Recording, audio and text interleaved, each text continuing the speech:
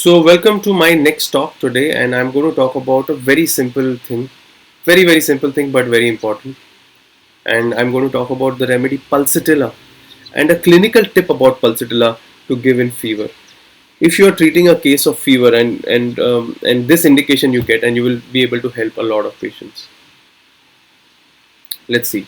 So the indication which I want to give you today is very important, and I've used it very often. Recently, I saw a case of acute viral COVID-19 who was a suspect COVID-19, and the very important symptom was that internally the patient said that he feels very feverish. There's a lot of heat inside, but on external examination by the doctor or even by himself, there is no fever at all. But internally, there is so much of feverish and no thirst at all. So interesting, isn't it? This is a very important indication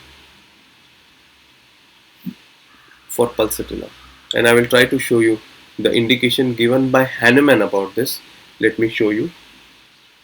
You can see the intermittent fever that Pulsatilla is able to excite has thirst only during heat and seldom after heat or before chill, not during chill.